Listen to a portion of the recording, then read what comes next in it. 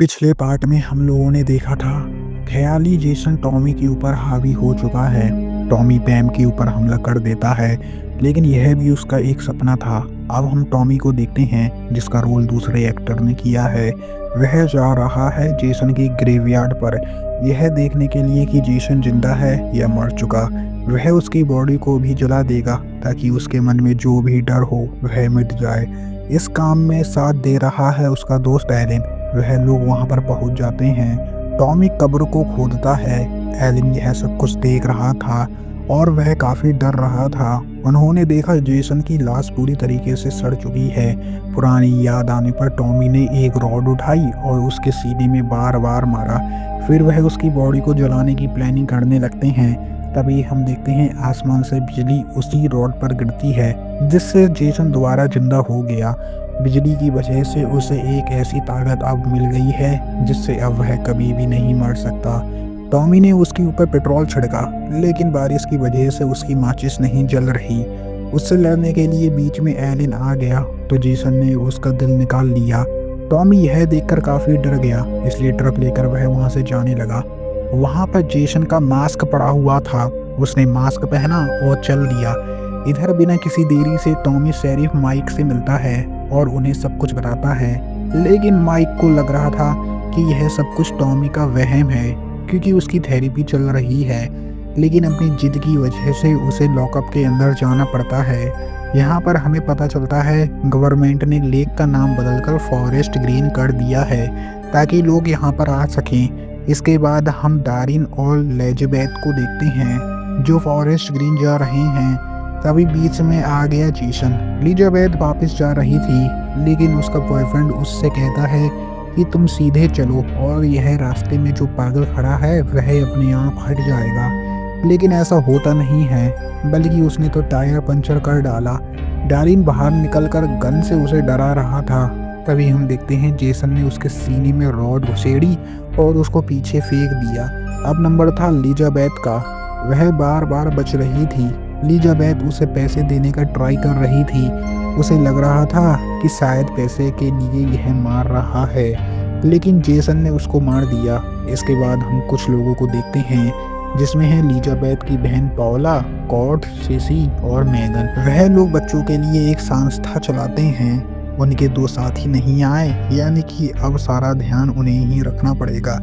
तभी हम देखते हैं टॉमी उन्हें जेसन के बारे में बताने लगता है कि शायद उसने तुम्हारे दोस्तों को मार दिया, तभी तो वह लोग यहाँ पर नहीं आ पाए।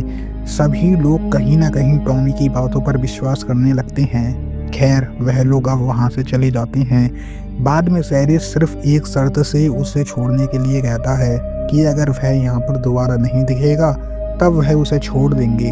अब हम बाकी लोगों को देखते हैं। वह लोग अपने कैंप पहुँच गए हैं। हम मार्टिन नाम के व्यक्ति को देखते हैं जिसे लग रहा था कि शायद कोई शरारती बच्चों ने कब्र को खोदा होगा, इसलिए वह दोबारा से कब्र को भरना शुरू कर देते हैं। हम जेसन को देखते हैं जो अपने घर की तरफ निकल गया है।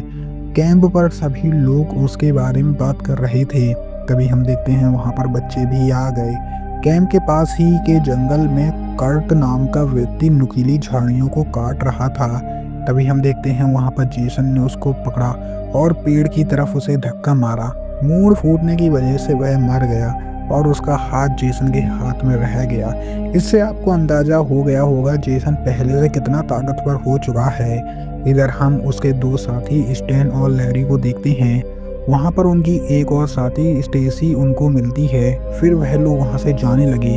तभी जेसन ने एक साथ तीनों लोगों की गर्दन अलग कर दी। पीछे से रॉय यह सब कुछ देख रहा था। वह बिना रुके वहां से भागने लगा। उधर माइक रिक के साथ टॉमी को टाउन के बाहर छोड़ने के लिए जा रहा था, लेकिन उल्टा वह तो पुलिस वालों को अपने पीछे लगाकर जेसन की कब्र तक ले आया। पुलिस वाले देखते हैं कि कब्र तो पहले की तरह नॉर्मल है, इसलिए वह टॉमी की एक भी बात नहीं सुनते और उसे ले जाने लगते हैं। वह उसे टाउन के बाहर छोड़ देते हैं। इधर हम जेसन को देखते हैं। वह बिना रुके चला जा रहा था। रात में हम मार्टिन को देखते हैं। वह ड्रिंक कर रहा था। तभी वहां पर जेसन आया और उसको मार दिया। वहां से एक लड़की गुजर रही थी। उसकी नज़र वहां पर पड़ गई। जेसन ने भी उसको देख लिया था। वह दोनों वहां से निकल रहे थे, लेकिन जेसन ने उन्हें भी मार दिया। रात में सभी बच्चों को सुलाने के बाद सीसी और पौला आपस में बातें करने लगते हैं। तभी एक बच्चा चिल्लाता है, इसलिए उन्हें जाना पड़ा। नैन्सी उन्हें बताती है कि एक मॉन्स्टर उसे मारने की कोशिश कर रहा था। दोनों को लग रहा था कि शायद उसका एक बुरा सपना होगा। इसके बाद हम कॉर्ड को देखते हैं। वह निक्की नाम की लड़की के साथ एंजॉय कर रहा था।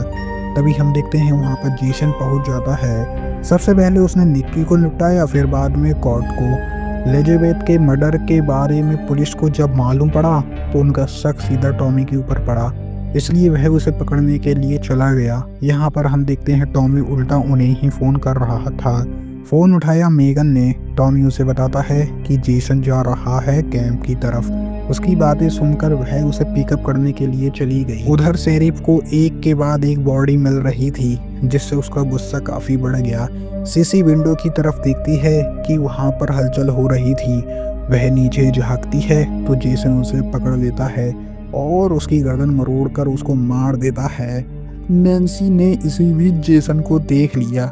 हम खून से सने एक हथियार को देखते हैं। वह पौला की तरफ गया, लेकिन असल में वह तो नैन्सी है। वह बताती है कि यह हथियार उसे बाहर पड़ा हुआ मिला, इसलिए दोनों चेक करने के लिए चले गए, हथियार वहीं पर छोड़कर। इधर मैगन टॉमी को लेकर जाने लगती है, लेकिन सामने पुलिस खड़ी थी, इसलिए उन्हें अपनी गाड़ी वापस करनी पड़ी।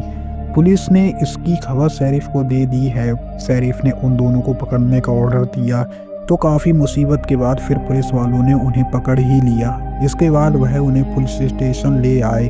तभी किसी की कॉल आती है, जिसमें उन्हें पता चला कॉर्ड की मृत्यु हो चुकी है। उन्होंने इसका सारा ब्लेम टॉमी के ऊपर डाल दिया, लेकिन इतने वक्त से टॉमी तो मैगन के साथ है, इसलिए शेरिफ सबसे पहले उसे लॉकअप में डाल देता है और इन्वेस्टिगेशन करने के लिए चला गया। उधर पौला नैन्सी का डर खत्म करने उसे सुनाने की कोशिश कर रही थी और खिड़की के पीछे जेसन यह सब कुछ देख रहा था। इसके बाद जेसन ने पौला को भी मार दिया। मेगन को अपने दोस्तों की चिंता थी और वह हाथ पर हाथ रखकर यहाँ पर बैठ नहीं सकती, इसलिए उसने एक गन उठाई और गन पॉइंट की मदद से उसने टॉमी को छुड़ाया। इसके बाद वह दोनों जेसन को रोकने के लिए चली गई। टॉमी के मुताबिक जेसन को मारा नहीं जा सकता, इसलिए वह उसे उसी लेक में डुबाएगा जहां पर बचपन में वह डूबा था। उधर हम देखते हैं जेसन नैन्सी के कमरे में जाता है। नैन्सी ने उसे देख लिया था। वह आंख बंद करके भगवान से प्रेयर करने लगती है। जब उसकी आंख खुली तब तक जेसन वहां से चला गया, यानी कि इसने बच्चों को कोई भी नुकसान नहीं पहुंचाया।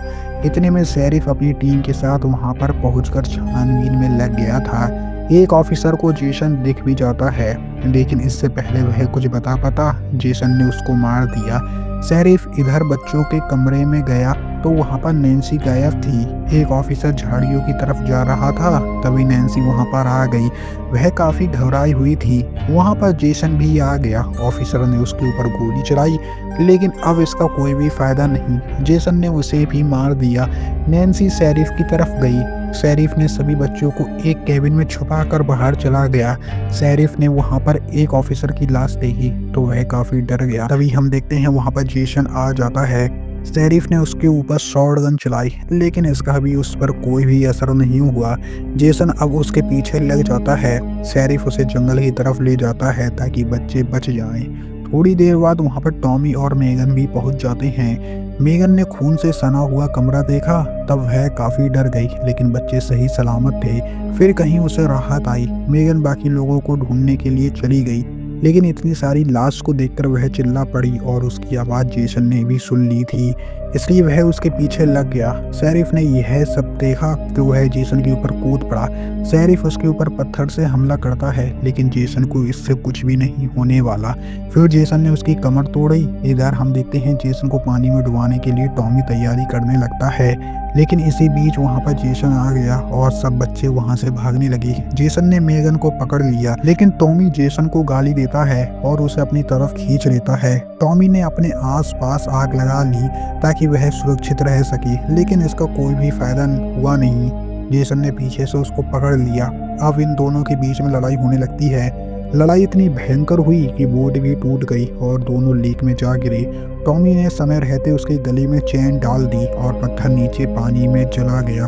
इसलिए जेसन पानी में डूबने लगा। टॉमी पानी में रहते बेहोश हो गया और उसे बचाने के लिए मेगन चली गई, लेकिन जेसन ने भी उसका पैर पकड़ लिया था। इसलिए मेगन बोट का इंजन चला देती है, जिससे उसका फेस क्रैश हो गया। मेगन टॉमी को बाहर ले आती है और उसे सीपीआर देने लगती है। इस तरीके से दोनों बच गए। हम देखते हैं जेसन पानी के नीचे भी जिंदा है। और इसी के साथ हमारी मूवी यहीं पर ख़त्म हो जाती है। आई होप गाइस आपको मूवी पसंद आई होगी। मूवी पसंद आई हो तो वीडियो को लाइक करना, चैनल पे नए हो तो सब्सक्राइब करना।